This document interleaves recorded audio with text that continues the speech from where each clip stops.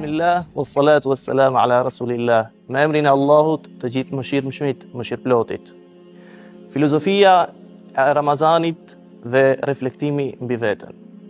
A thu vallë, kemi medituar ndonjëherë dhe a kemi reflektuar ndonjëherë rreth asaj që kush është urtësia e Allahut fuqiplot në urdhrimin e tij ndaj krijesave të veta për agjërimin e muajit të Ramazanit. A thu vallë, ki Zot të cilin ne e besojmë dhe besojmë se çdo cilësi e tij është gjithmonë në superlativ dhe komfort urtësisë së tij të pafundme. A thu vallë, kush është urtësia e Zotit pikërisht në urdhrimin e tij në këtë formë të ibadetit ta bëjmë ne, në këtë formë të adhurimit drejt tij, adhurim i cili është i spikatur me disa cilësi, mirë po ajo çka e veçon është pikërisht se është adhurimi i vetëm i cili e sfidon në mënyrë të drejtë për drejtë, edhe në mënyrë direkte, mënyrën e jetesës së njeriut. Edhe e sfidon pikërisht njeriun me atë të cilën është nevoja jetësore e njeriut, gjithsesi nevoja fiziologjike e tij. Le të reflektojmë rreth kësaj çështje dhe të mundohemi të kuptojmë a thu vallë pse Zoti në këtë formë na teston neve. Për të kuptuar këtë më mirë, pikërisht kthehemi tek ajo e cila quajmë urtësia e pafundme e Zotit, e cila përfshin edhe emërtimin e çdo sendi. Emërtim të cilën Zoti e përmendi në Kur'an këtë muaj, i cili është i spikatur dhe i cilësuar që quhet muaj i agjërimit, gjithsesi muaji i Ramazanit, Allahu e emërtoi si Ramadan. Ramadan, nëse kthehemi në etimologjinë e gjuhës arabe, një dietar i shquar islam, i cili quheshte Ebu Raghib el-Asfahani, në një prej librave të tij thot Ramadan, gjithsesi Ramazani, vjen nga folja Ramada, që do të thot djegje dhe shkrirje. Është djegje e diçkait dhe e sjell në shembull një pjesë të tokës e cila është e djegur në shkretir edhe është e shkrumuar. Kështu është emërtuar, në këtë formë është emërtuar edhe Ramazani. A thu vallë, kush është ndërlidhja që dëshiron Allahu fuqiplot të bëjë ndërmjet emërtimit edhe urdhërimit të tij? Kthehemi edhe një herë tek reflektimi i kësaj, edhe meditimi rreth kësaj çështje, të bredhim rreth urtësive të Zotit.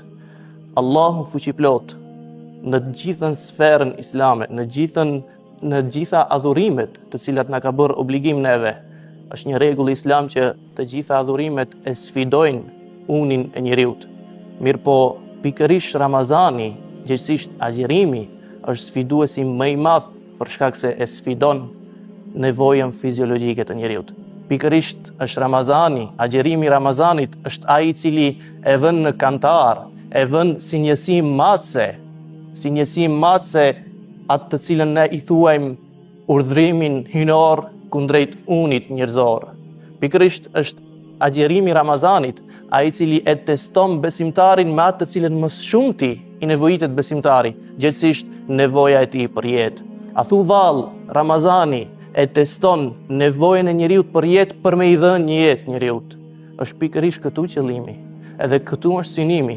Allahu fuqiplot e teston njeriun nëpërmjet amnestimit të tij ndaj nevojave fiziologjike, për me i dhënë atij shpirt, jetë edhe disiplinë, për me bë agjërimin një farloj shkolle, një farloj tërbije dhe edukim për atë të cilën e implementon në mënyrën e duhur. Prandaj, le të reflektojmë edhe një herë, jo veç rreth vetes, por le të reflektojmë edhe një herë ndaj urdhnave të Zotit. A thu vallë, kush është synimi i Zotit ndërmjet asaj se na ka urdhëruar me diçka edhe na ka ndaluar ndaj diçkaje. Gjithmonë ai ideali krijesor dhe synimi i gjithë urdhresave të Islamit është afrimi ndaj Zotit. Mirë po, ky afrim, a thu vallë, na bën dobi neve vetëm në botën tjetër, apo na mëson një farloj sistemi jete në cilën ne do t'jemi krenar edhe do t'jemi të lumtur si në këtë botë ashtu edhe në botën tjetër. Pikërisht, agjërimi i muajit të Ramazanit e implementon këtë, e sjell në jetë këtë, e neutralizon këtë, për shkak se Allahu fuqiplot dëshiron ta testoj edhe një herë gatishmërinë tonë për me qenë të aftë me dhënë dorëheqje ndaj nevojave tona fiziologjike vetëm për me implementu urdhin e tij hinor. Mirë po, jo me i marginalizu në tërësi nevojat tona fiziologjike, mirë po me i bën një farloj forme të tërbijes, me i bën një farloj forme të edukimit. Në këtë formë, Zoti dëshiron me na eduku. Në këtë formë, Zoti dëshiron neve me na tregu se njeriu është i gatshëm me sakrifiku, edhe është i gatshëm me dhënë dorëheqje ndaj disave nevojave që ai ka në jetë, vetëm për hir të diçkait që është më e madhe, ndaj një idealit që është më e madhe. Ajo është kënaqësia e razia e Zotit fuqiplot. Prandaj, reflektimi më i madh që mund t'i bëjmë Ramazanit është pikërisht ideali i tij. Çka është ideali dhe çfarë janë dimensionet e Ramazanit? Janë pikërisht këto të cilët i përmenden.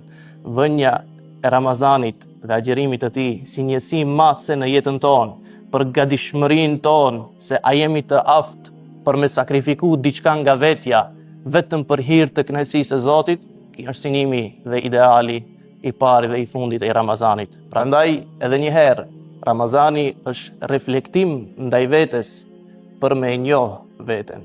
Zoti ju nderoft, Allahu ju shpërbleft.